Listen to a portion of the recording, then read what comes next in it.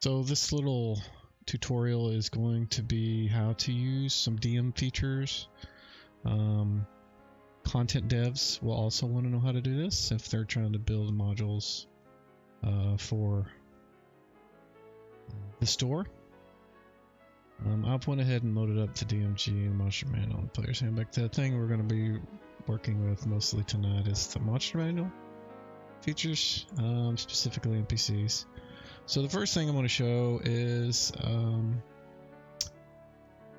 how to import an NPC. The method I'm going to use tonight is called a text import. There's also a stat block import. Works kind of the same, and I may actually try to do that if I can find one in the module that I've got ready for this one. But let me see. So now you can see the PDF that I've got open as well. So what I'm doing is I'm going to copy this text from here. This is just S4. It's a module I'm going to be converting at some point. But I'm copying the text just straight out from it. And then go back to the NPC list. From here, you just bring that up. At the bottom, there's a pencil. And there's a bunch of different options down here that aren't in the other rule sets. And the one we're working with is the dark blue arrow. It says import NPC from text. Bring it up. It brings the little box that we can paste our text into. And you can see it's kind of messy. But if you clean it up, and specifically what we're trying to do is these words like inlay or hit dice, move, all that needs to be on the left with a colon, and then whatever values are on the right for it. So we can see this one, the text is wrapped. Same here. Same here. I'm just kind of cleaning that up so that it'll work with it. This is just something you'll have to do. It really depends on what kind of module you're pulling this stuff in from. It could be way worse than this. This is actually not that bad compared to some of the stuff I mess with. So once you get it kind of cleaned up, I always control A, control C to copy this in case I have to do it again for some reason. If something doesn't import right and I want to do it again after cleaning something up, hit the import button and it'll import everything and then pop up the NPC sheet that they added in.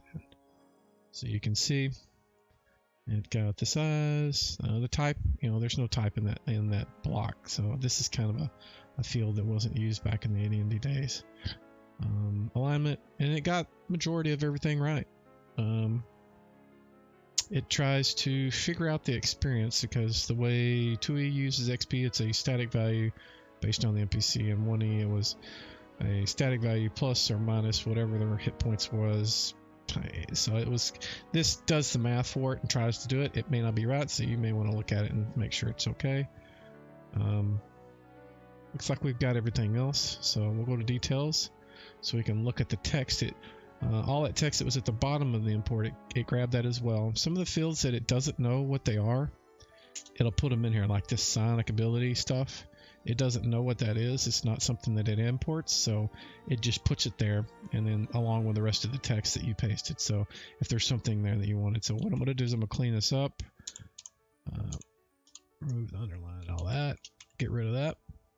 So now it's just the text of the NPC, and it does some basic syntax highlighting or context highlighting. So you can see it just says, it tries to capture things that are important, like a DM would want to see. Like you need to go in there and the victim must save versus petrification return to stone because of the breath weapon.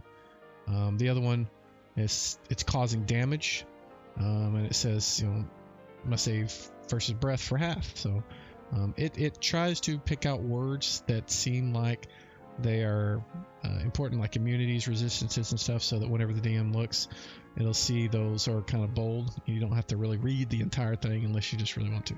So one of the things that I like to do, the first thing I'll do is I'm going to put all this in my copy buffer now because I'm happy with the way it works, and I'll show you why I'm going to do that. We're going to go to actions now. And you can see it imported the attacks that were listed, and go back here. All that is here. and it defaults to slashing. This may look a little different than the rule set that's out right now. I've tweaked it a little bit, so it's a little more compact. So it's like slashing will just show up as S, but if you mouse over it, it'll show you the full text of the type string. You can also click on that and see it there, but just to make it a little more compact. So what we want to do is all the special features that this thing has, we want to add some little text boxes or bubbles for the DM to be able to see them when they're in the combat tracker. So you go up here on the combat section, you right click it and you say create an item, and it does, and it creates, it's a little, I call them ability notes, because it's notes for this particular creature's abilities. And so the reason I put all that stuff in my copy buffer so I could just paste it in here. And the first thing you want to do is read the text, and what we're going to do is we're going to look for clause. We want the, okay, so he's got a varying AC, so what I'm going to do is that all we want is this piece. So we're going to put in variable AC, put in the text, and now we're going to copy paste this. So we just have that there. And we're going to create another one for more. And this one is breath weapon. The foreground breath is blah, blah, blah, victim of savers. Effectively, okay, the dragon breath. The foreground breath is used twice per day. It's got 2 breath weapons. So what we're going to do, split this up, and we'll copy that for the other. Actually, we'll do both breath weapons in the same entry. And if you want, you can, let's see, it's usable twice per day. You could bold it. You could do stuff with the size and whatever. But I think that's mostly okay. Damage I tend to like to make pretty visible. Let's see, victim must save versus petrification, return to stone. That's another one that seems important.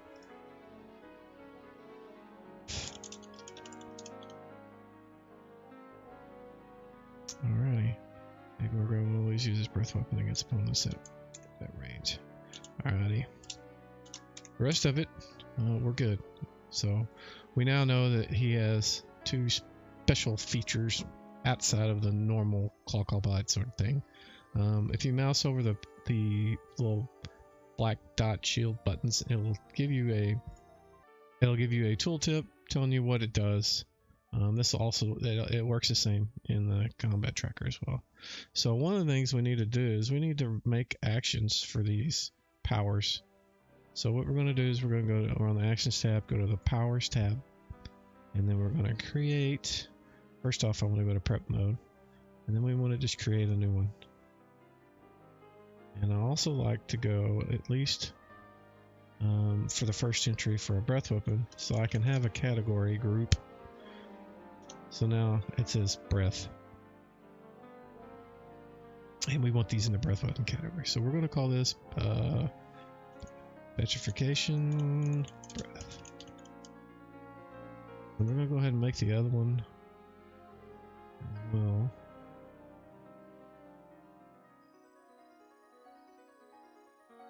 This one's going to be fire breath, I think it was.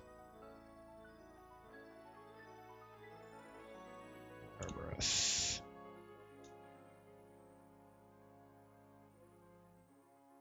Set that one to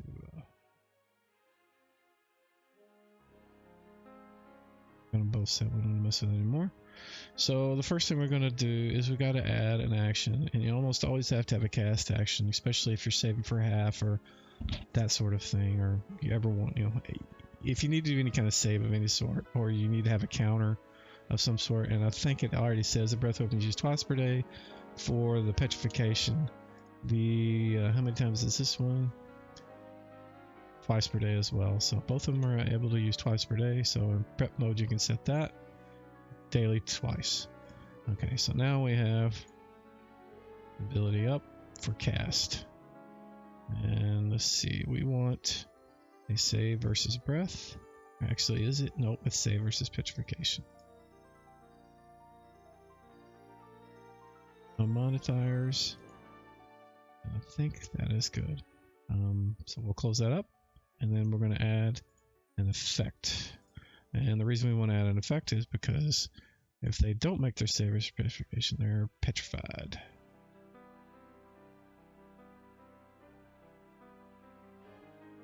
That's really it. And if you want, you can hide the visibility from the PC, so when you apply it, it'll automatically they won't see it. So in this case, I do want to see it. I mean, they're gonna know, so there's no reason to hide it. These other fields we'll get into on this other one. So this just means when the effect is applied, there's going to be text of petrified in it. It won't stop them from doing actions or anything, but the DM will be able to see, and the player will be able to see they have an effect of petrified, so they should know that they're petrified. Oh, you know what? We'll change the names of these. I started that one as... There we go. Now we're better. So now we have petrification is petrification effect. So now we want to go to this one. We want to add a cast. We want to add a save versus breath weapon. This one's on the end. And it will do half damage. So we select that, close it up, and you'll notice that it says breath H. H means it'll be, if they, whoever's targeted, if they save, it'll be for half damage. So we need now add a damage effect, or a damage feature, and it says 3d8 damage. We grab 3 dice, throw it up here, and it is fire. So we're setting it to fire, and you can see 3 damage. He's not a caster. This is caster level. This is the maximum. So in this case, this will be completely ignored. It'll just roll these 3 dice, and that's how much damage. And I will show how to do these kind of things here in a little bit. That's more of a spell. It's not so much a NPC. Most of the NPCs have flat rates. They don't have caster level based damage, that sort of thing. So you now have 2 breath weapons set up. I also like to set their initiative. If you just click on it and just set it to 1 at least. I mean, there's nothing that's set to 0 that I know of in the AD&D ruleset, so I just set them to 1. If you just let the system auto roll for NPCs initiative, it'll use their base initiative for their size. It won't use these unless the DM double clicks it and rolls it manually for their initiative. It's just really a kind of a messy prospect to try to determine what you want it to be and me to use that, unless there's like some kind of toggle to say, oh, this is the one I want you to use all the time. But instead, it uses it based on size, which in general, that's probably okay. But if you have like this creature, if you want to make it to where it, you want to roll a specific one, you would do that for whatever breath weapon. You can also go up here. There is the combat details button. You bring that up, and if you set the initiative on this page, I'm going to reorganize this. I'm not really happy how it looks, but for now, if you change that modifier right there to a number, like if you always want him to have +5 to his initiative, it will use that by default instead of the size, whatever his size is, a little roll that. So if you have something that you really want to have a special initiative on, like say zombies, for zombies that's set to 99, and that just basically means they're always going to go last, which they're supposed to. So if you need to set it for a particular case, you can set it there. All the rest of these you really should need to mess with. All right, that's that. So another thing that I like to do is set up the descriptions of these things. So in this case, what I'll do is I'll unlock this, and this one is the fire breath, so we're just going to copy paste that into the description. Make sure the formatting is okay. Save breath. You can actually go in and put the range. We'll say it's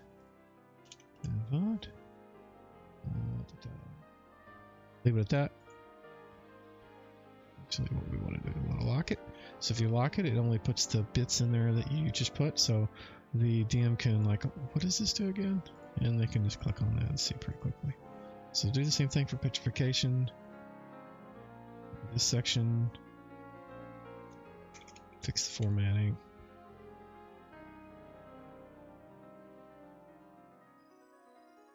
Save this. Location. And the range is 3 by 1. That.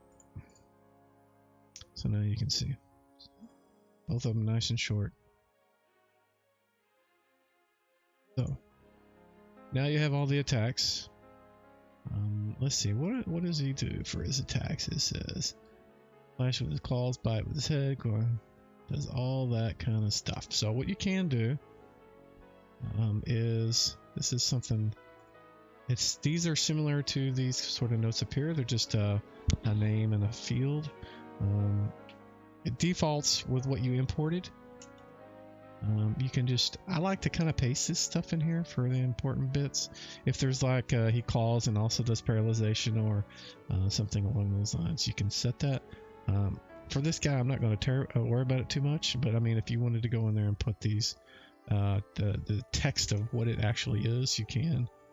In this case, it's a claw, bite, tail, 2 heads, I think. Something like that. So, for that, we're good. Something else, you shouldn't, this is something that's not unique to the rule set, but just, I'm going to put this here, the Gorgon token, but this is not the right one. But you drag it and drop it up there, so you have a token there. And a lot of times what I'll also do is, at the very top, I will place the image description as well. So we'll look for Gorg, and then I will drag and drop that there, and almost always do this image Gorgon. And that way, whenever you are about to throw this at your players, you can say, oh look, this is what you're fighting, and then share it with them. And they get to see it in its full instead of just a tiny little token head. So something else that you may need to know that this guy didn't have one, but if they have resistances, you'll notice this little pencil piece right here where it says effect features, and if anything has a resist or an immunity or a vulnerability or save bonus or save minus, or they attack better versus good or evil or that kind of stuff, you would put that kind of stuff here.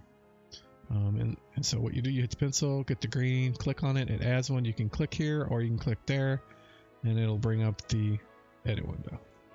And this is where you'll add effects that are placed onto this creature when you drag and drop it into the combat tracker. In this case, he doesn't have anything, but what we can do is it has some basic menu options to get you started with this. But if you know effect strings well enough, you don't need to use it. You just type in like, you do that, and that would make it immune to fire. And you can see here it says immune to fires, and gives you a little mouse over there. And it's also by default I hide them so that whenever it's placed on the creature and they're in the combat tracker, the PCs won't see it. So in this case, we've got immune to fire. So let's look at the menus. They're fairly basic. There's not a lot of complexity to these, but that also limits their how much you can do with them too. But for people that don't know the effect strings, this will help. So if you want to set a save versus breath weapon, they get a bonus to it.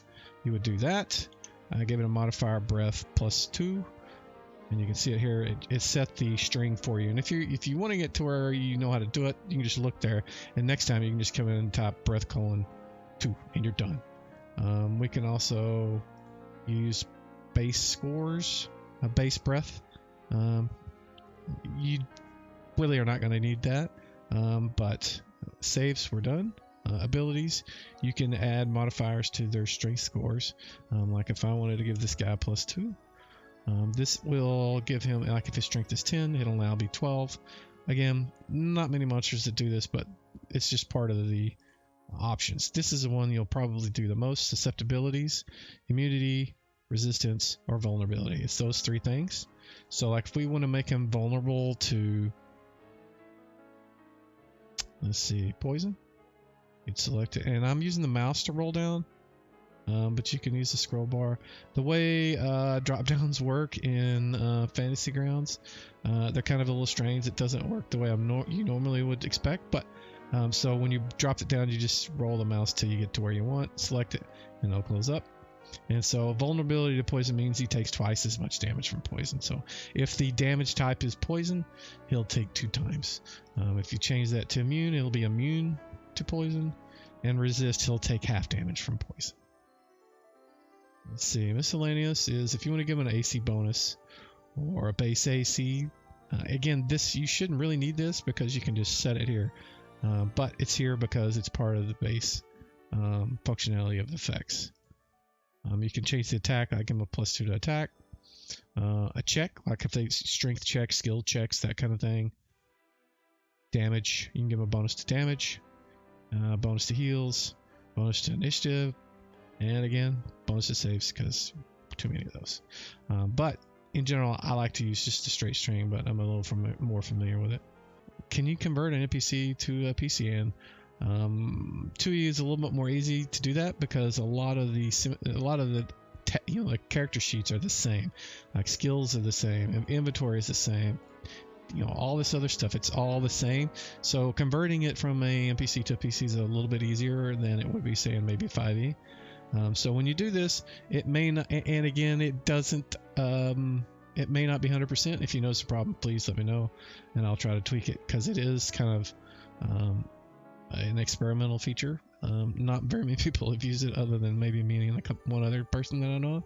But if you need to say you get somebody befriends a large bat, you can clone it to a PC and keep it in your character thing. And what it'll do is it'll keep all the attacks and all the text and various things and the AC and hit points and stuff. So there may be some things that are hidden because one has them, the other one doesn't. So if you convert, there's also a convert from PC to an NPC as well. Not much call for that, but it was, I wrote it to go both ways just in case. So if you convert a PC to an NPC, some of the things that you see as a PC, you won't see them on an NPC sheet, but the data's still there. If you convert it back, it'll be there.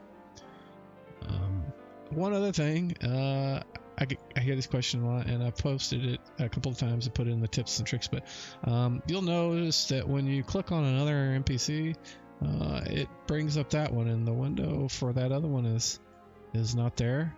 So if you want to have multiple windows, what you have to do is you hold the control button down and click the link to the other thing that you're trying to open up. So like if you want to have multiples, you just control click the next item that you want, so you can have all of them open at the same time if you need them.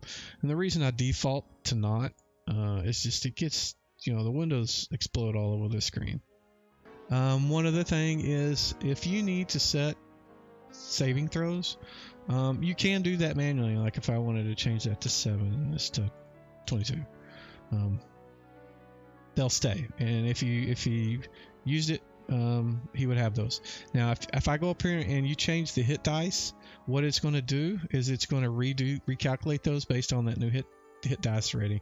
So it sets this based on if you change the hit dice, the saves are default to whatever the hit dice are. So 11 hit dice monster has a specific save set.